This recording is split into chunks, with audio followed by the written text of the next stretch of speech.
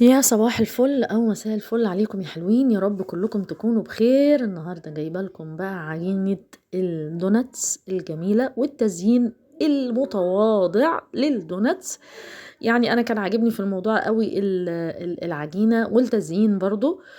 فمقادير العجينه: كوبايتين دقيق، وكوبايه الا ربع لبن، وبيضه، وملح، وخميره، وسكر، وزبده. بس الزبدة تكون بحرارة الغرفة. حلوة بحرارة الغرفة دي حلوة. هنا بقى حطيت التلات ارباع كوب لبن، وعليه معلقة سكر ومعلقة خميرة كبيرة والبيضة. مقاديرها بسيطة جدا جدا وكانت تحفة. ورشة الملح طبعا كان طعمها والله العظيم. انا سبت حبة من الدوناتس سادة من غير تزيين، من حلاوة العجينة جميلة قوي. ضربت الخليط كله مع بعضه وحطيت الدقيق حاجة حاجة، يواش يواش، بالراحة بالراحة.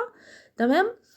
وبدأت ان انا ممكن تزودي طبعا الدقيق على حسب زي ما انت عايزة يعني، بس هتزودي شوية يعني. بصوا، انا حطيت حبة دقيق عليها العجينة دي شوية عشان تمسك.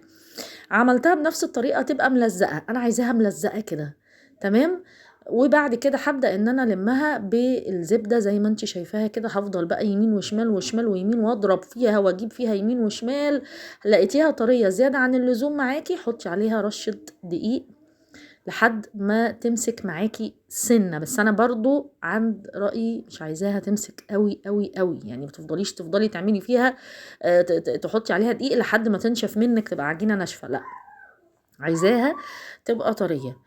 لان ده الطراوة دي بتفرق كتير قوي قوي قوي في عجينة الدوناتس. تمام زي ما انت شايفة اهي، مفيش مشكلة. هفضل وراها اهي، بدأت تلم اهي. تمام. هفضل وراها لحد ما تتلم اهي حاجة بسيطة، واحط حبة زيت واسيبها تتخمر. بصي بعد ما اتخمرت لمت وبقت جميلة ازاي. هبدأ ان انا افردها على الرخامة كويس قوي يعني. برضو مش هفردها الفردة الجامدة اللي تبقى رفيعة، لا، هفردها حاجة بسيطة. وهجيب بقى قطعة الدوناتس دي بتتباع عند المحلات بتوع الحلويات. بس لو مفيش، كوباية ست الكل الحواف، واللي في النص دوت اي قمع تزيين وتعملي بيه، او غطا ازازة، وهيبقى دوناتس والدنيا هتبقى زي الفل. هجيب صينية هقطع فيها مربعات صغيرة من ورق الزبدة، وهسيبها ايه تخمر برضو شوية يعني، قيمة ساعة، مش ساعة يعني، قولي نص ساعة. بس لو قدرت تسيبيها ساعة كمان مفيش اي مشكلة. كده كده اول ما هتحمريها هتبقى هتعلى معاكي والدنيا هتبقى زي الفل. بس انتي بتسيبي العجينة ترتاح. شفتي المقاس؟ عايزة الحيز بتاعها تبقى كده. وهسيبها تخمر. وهنا بقى هبدأ ان انا اعمل السيرم او الحاجة اللي انا هزين بيها.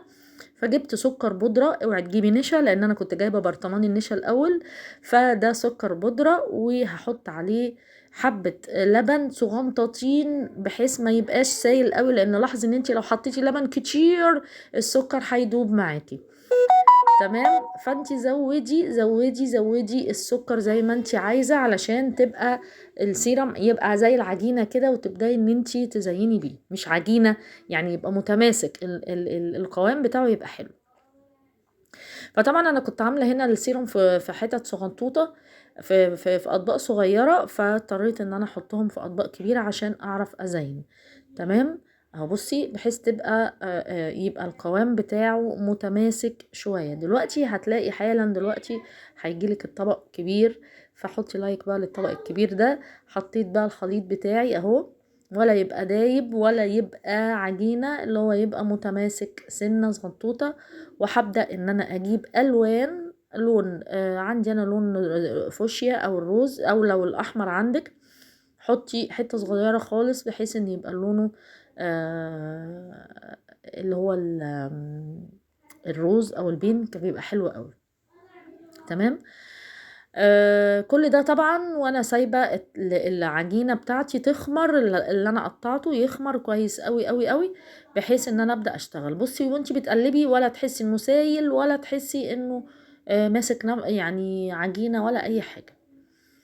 وهسيبهم شويه. على فكره لما سبتها شويه لقيت الطبق يعني السكر بدأ يعمل طبقه ويجمد. فانتي كل ما هتسيبي الدوناتس تبرد بعد التحمير او بعد ما تطلعيه من الزيت. كل ما هتسيبي ده كمان برضو بعد ما تحطي السيرم، يعني لازم يكون الدوناتس بارد علشان ما يسيحش الخليط ده او السيرم اللي انت هتحطيه، وتسيبيه بقى فترة هتلاقيه ينشف والدنيا تبقى زي الفل، هيبقى حلو قوي قوي قوي قوي. بعد كده هحط طاسة زيت وهختبرها، لو عندك ترمومتر ماشي، ما عندكيش بالشيش الخشب الشيش ده.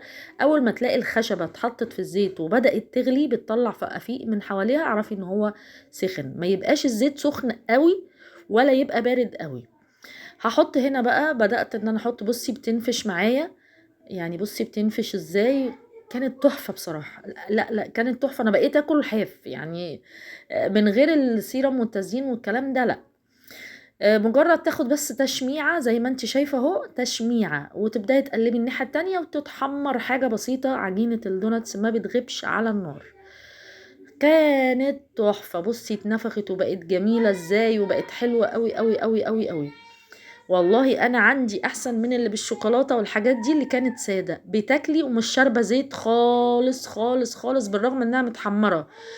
يا دوبك بصي انت بس يعني تقلبي كده تاخد لون وخلاص، طلعي على طول ما تغيبهاش. خدت لون طلعيها على طول تتصفى من الزيت.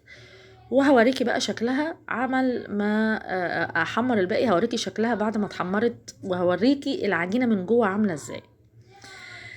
بصي هنا هشة هشة، بصي الجمال والله العظيم تحفة. بصي بصي بصي من جوه عاملة ازاي، يا تحفة بجد والله العظيم، جميلة جدا جدا. بصي هشة وجميلة قوي قوي قوي قوي قوي.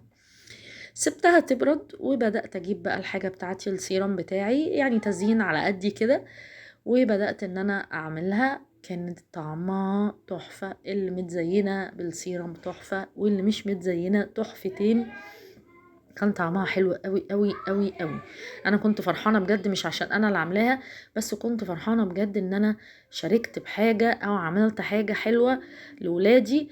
ودي طبعا دي نوتيلا على شوكولاته دايبه مدوباها في ميه سخنه ولبن وزيت.